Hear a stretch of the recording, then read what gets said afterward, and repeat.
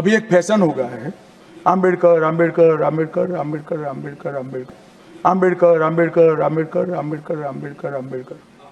इतना नाम अगर भगवान का लेते तो 7 जन्मों तक स्वर्ग मिल जाता। अच्छी बात है ना? ना सुनिए तो, सुनिए ना, आप सुनिए ना, मैं बताता हूं। हमें तो आनंद है कि आम्बेडकर का नाम लेते हैं। आम्बेडकर का नाम अभी 100 बार ज्यादा लो, परंतु साच अर्थ में आम्बेडकर जी के प्रति आपका भाव क्या है ये मैं बताता। अभी एक फैशन हो गया है, आम्बेडकर आम्बेडकर आम्बेडकर आम्बेडकर आम्बेडकर आम्बेडकर आम्बेडकर आम्बेडकर आम्बेडकर आम्बेडकर आम्बेडकर। इतना नाम अगर भगवान का लेते तो 7 जन्मों तक स्वर्ग मिल जाता।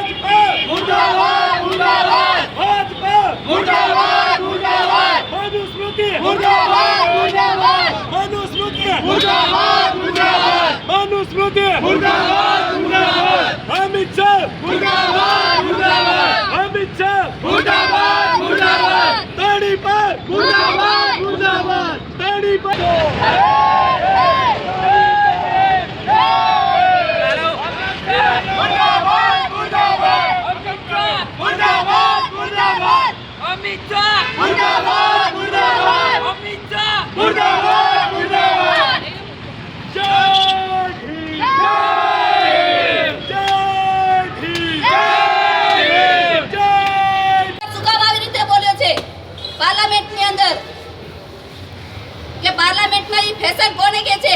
तारा भगवानो फैशन छे, अमारा बाबा साहेब नहीं।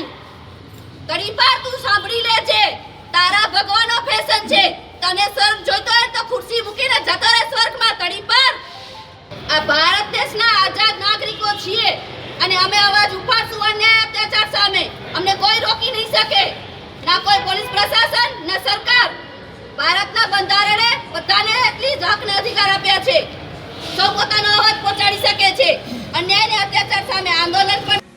अभी एक फैशन हो गया है, आम्बेडकर आम्बेडकर आम्बेडकर आम्बेडकर आम्बेडकर आम्बेडकर आम्बेडकर आम्बेडकर आम्बेडकर आम्बेडकर आम्बेडकर। इतना नाम अगर भगवान का लेते तो 7 जन्मों तक स्वर्ग मिल जाता। તમે 2 મિનિટ કીધી ને 10 મિનિટ રોકાણા। તમે 2 મિનિટ કીધી ને 10 મિનિટ રોકાણા। એક નીચ મનુવાદી કીડો બાબા સાહેબનું અપમાન કરતો હોય, એને ફેશનમાં ગણાતો હોય અને એના તથાકથિત કહેવાતા એની યાર એનું કમ્પેરિઝન કહેવાતો હોય કે જેની કોઈ ઓકાત જ નથી એવા વ્યક્તિ જ્યારે બાબા સાહેબનું અપમાન કરતો હોય એક કડી પાર, એને કોઈ ખવડાવવાળું નથી। એના કરતાં અમને છે ને અમારા મહાનાયકો વાલા છે, કારણ કે એ છે તો અમને સ્વર અને સ્વર્ગ બે મળ્યું। એના કોઈને કાલ્પનિકોની કોઈની ઓકાત નથી કે અમને સ્વર્ગ આપે। બાબા સાહેબે અમને બધાને આપ્યું છે અને એને રજૂઆત સાંભળવી જોઈએ, અને રજૂઆત સાંભળવા તૈયાર ન હોય તો અમે અહીંયા અમારો વિરોધ દર્શાવશું। ફૂલ એન્ડ ફાઇનલ આવાજ દો, આવાજ દો, જય ભીમ, જય ભીમ, જય ભીમ, જય ભીમ। મનુસ્મૃતિ ઘરમાં રાખતી હતી, ખાલી બાળકો પેદા કરવાની ફેક્ટરી ગણાવી મનુસ્મૃતિએ। ત્યાંથી અત્યારે બહાર કાઢીને સીએમ બનાવી, રાષ્ટ્રપતિ બનાવી, કલેક્ટર બનાવી। એનું અપમાન થયું છે ફેશન સાથે સરકારે।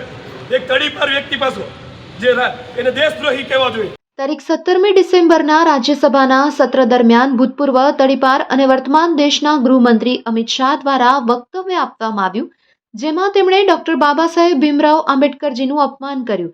જેમાં તેમણે એવું કહ્યું કે અભી એક ફેશન હો ગયા है, आम्बेडकर आम्बेडकर आम्बेडकर। इतना नाम अगर भगवान का लेते तो 7 जन्मों तक स्वर्ग मिलता। તો આ જાતિવાદી મનુવાદી તડીપારને એટલી પણ ખબર નથી કે ભારતના SC ST OBC 85% લોકોને સંવિધાનના માધ્યમથી મનુવાદી કાયદાના નર્કમાંથી બહાર કાઢી ડોક્ટર બાબા સાહેબ આંબેડકરે જીવતા જીવન સ્વર્ગ આપ્યું છે. તો આ 85% લોકો માટે ડોક્ટર બાબા સાહેબ આંબેડકર ભગવાન સમાન જ છે. ડોક્ટર બાબા સાહેબ આંબેડકરના નામ લેવાથી આત્મસન્માન જળવાય છે. ભગવાનનું નામ લેવાથી મંદિરમાંથી બહાર કાઢી દેવામાં આવે છે અને અપમાન કરવામાં આવે છે. તાજેતરમાં જ બનાવમાં પ્રસિદ્ધ સંગીતકાર અને ભાજપના રાજ્યસભાના સાંસદ ઇલૈયા રાજાને મંદિરમાંથી જતા રોક્યા અને મંદિરમાંથી બહાર નીકળી જવા સૂચના આપી. એક સાંસદ જનપ્રતિનિધિની આ દશા હોય તો સામાન્ય લોકોની શું સ્થિતિ હશે તે કલ્પના જ કરવી રહી. માન્યવર, સંસદમાં અનેકવાર ભાજપના સાંસદો મોદી મોદીના નારા બોલે છે, ત્યારે અમિત શાહને આ જ્ઞાન કેમ સૂચતું નથી કે મોદી મોદી કરતા ભગવાનનું નામ બોલો ને? આ મનોવાદી માનસિકતા ધરાવતા તડીપાર અમિત શાહ ગૃહમંત્રીને તાત્કાલિક પ્રભાવથી નિલંબિત કરવામાં આવે અને આ બેલગામ મંત્રીને સમર્થન આપનાર પ્રધાનમંત્રી નરેન્દ્ર દામોદરદાસ મોદી અને તેના સાથી પક્ષને ભવિષ્યમાં આવા છીછરા વર્તન ન કરે એ માટે કડક શબ્દોમાં લેખિત વોર્નિંગ આપવામાં આવે. દેશના સરમોર સમાન ડોક્ટર બાબા સાહેબ આંબેડકરના અપમાન બદલ તેના પર એટ્રોસિટી એક્ટ લગાવી જેલ હવાલે કરવામાં આવે, નહીં તો 85% મૂળ નિવાસી સમાજ રોડ પર ઉતરી ન્યાય હાંસલ કરશે તેવી ચીમકી ઉચ્ચારવામાં આવી હતી. આ સાથે જ સ્વયં સૈનિક દળ દ્વારા કચ્છ જિલ્લા કલેક્ટર મારફતે રાષ્ટ્રપતિને આવેદનપત્ર પાઠવી રજૂઆત કરવામાં આવી હતી. જય ભીમ, નમો બુદ્ધાય. આજ રોજ અમે સ્વયં સૈનિક દળના માધ્યમથી ભુજ કલેક્ટર કચેરીમાં એક રેલીનું આયોજન કરી અને કલેક્ટર સાહેબને જે ભારતના સંસદ ભવનમાં ચાલુ સત્ર દરમિયાન આ દેશનું એક દુર્ભાગ્ય છે કે એક તડીપાર દેશદ્રોહી એવો ગૃહમંત્રી અમિત શાહ કે એમણે આ બહુજન મહાનાયક, આ મૂળ નિવાસી લોકોના મહાનાયક એવા ડૉક્ટર બાબા સાહેબ આંબેડકર કે જેમને એને એમના કહેવાતા તથાકથિતની સાથે સરખાવ્યા કે છે કે જે મનુવાદીઓની કોઈ ઓકાત જ નથી, એવા વ્યક્તિ સાથે બાબા સાહેબની સરખામણી એટલે એક ઘોર અપમાન કહેવાય. અને સાથે સાથે બાબા સાહેબ જેવા વિશ્વ વિભૂતિ કે જેમણે આપને સંવિધાન આપ્યું, જેમના થકી આજે મહિલાઓ મુક્તપણે આજે પણ નોકરીઓ કરે છે, કે જેમના થકી આજે મૂળ નિવાસી સમાજ આજે ભણી શકે છે, લડી શકે છે અને બંધારણની કલમ 19નો પૂરેપૂરો ભાગ લઈ શકે છે, અભિવ્યક્તિની આઝાદી તે માધ્યમથી જીવી શકે છે, એવા અમારા મહાનાયકોનું એમને ફેશનમાં ગણાવ્યા અને કહે છે કે તથાકથિતનું નામ લીધું તો સ્વર્ગ મળત. પણ ભાઈ, અમને આ દેશની અંદર 70 વર્ષ પહેલાં તમે જે અમને મનુવાદીઓનું નામ લેવાનું કહો છો, એના નામ લેવાથી અમારી જીભો કાપી નાખવામાં આવતી હતી. અમને કોઈ પણ પ્રકારના હક અધિકાર નહોતા, પણ બાબા સાહેબે એમના જીવના અને એમના બાળકોના એમના પરિવારના ભોગે મૂળ નિવાસી સમાજને દરેક પ્રકારના હક અધિકારો આપેલા છે. એ કોઈ ફેશન નહીં, બાબા સાહેબ એ કોઈ ફેશન નથી, બાબા સાહેબ છે નેશન છે, બાબા સાહેબ છે ભારતીયતાની એક છબી છે, બાબા સાહેબ છે વિશ્વ વિભૂતિ છે. એનું અપમાન એ મૂળ નિવાસી સમાજનું અપમાન છે. આ અપમાન ક્યારેય સ્વીકાર્ય નથી. જો આવું અપમાન કરનાર એ તડીપાર વ્યક્તિ જે ગૃહમંત્રી છે એને સપોર્ટ કરનાર આપણા ભારત દેશના વડાપ્રધાન હોય તો આ જે મનુવાદી કીડાઓ છે, મનુવાદી લોકો છે કે જેમણે આપણા ભારતના તિરંગાને આઝાદી મળ્યા પછી તિરંગાને ક્યારેય એ અપનાવ્યો નથી અને હંમેશા ભારત દેશની વિરુદ્ધ એવડાય છે. મનુવાદી લોકો જાતિવાદ અને કોમવાદનું ઝેર ફેંકતા રહ્યા છે. આપણા બાળકોને ક્યારેય શિક્ષણ, રોજગાર કે સ્વરોજગારની ક્યારેય વાત નથી કરી. એને એક માનવતાવાદી રાષ્ટ્ર આપ્યું નથી, પરંતુ એને એક જાતિવાદી મનુવાદી માનસિકતા ધરાવતું રાષ્ટ્ર આપવાની ઝંખના કરી છે કે જેના લીધે આજે ભારત દેશની અંદર ઠેર ઠેર જાતિવાદ, કોમવાદ, દંગાઓ, બલાત્કાર, હત્યાઓ થાય છે. જ્યારે બાબા સાહેબનું સપનું એ હતું કે આ દેશ છે એ માનવતાવાદી રાષ્ટ્ર ઉજવે, બૌદ્ધ રાષ્ટ્ર ઉજવે કે જેમાં દરેક લોકો સમાન છે, સ્ત્રી પુરુષ સમાન છે, એમાં કોઈ જાતિ નથી, દરેક લોકોને સમાનતાની નજરે જોવામાં આવે છે. એમાં ક્યાંય સ્વર્ગની યાચના નથી, કારણ કે સ્વર્ગ તો બાબા સાહેબે અમને જીવતા જીવ આપી દીધું. જે દેશની અંદર પાણી પીવાનો અધિકાર નહોતો એ દેશમાં બાબા સાહેબે 27માં ચૌદાર તળાવનો સત્યાગ્રહ કરીને માથામાં પાણા ખાઈને લોહ વેડીને અમને પાણી પીવાના અધિકાર આપ્યા. અને ત્યાંથી લઈને આજે છે ભારત દેશની તમામ મહિલાઓ કે જેને માત્ર ઘરમાં ગોંધી રાખવામાં આવતી હતી, બાળક પેદા કરવાની ફેક્ટરી ગણવામાં આવતી હતી, એને આજે મુખ્યમંત્રી, કલેક્ટર, આઈપીએસ, પાયલોટ તમામ પ્રકારના નોકરીઓના દરવાજા ખોલી દીધા. એ મહામાનવનું અપમાન એટલે ભારત દેશનું અપમાન કહેવાય. આવા તડીપારને દેશદ્રોહની સજા કરી અને દેશમાંથી કાઢી મૂકો છે. અમિત શાહ મુર્દાબાદ, ભાજપ મુર્દાબાદ, મનુસ્મૃતિ મુર્દાબાદ. જય ભીમ, નમો બુદ્ધાય. જય ભીમ, નમો બુદ્ધાય. વનિતાબેન બૌદ્ધ.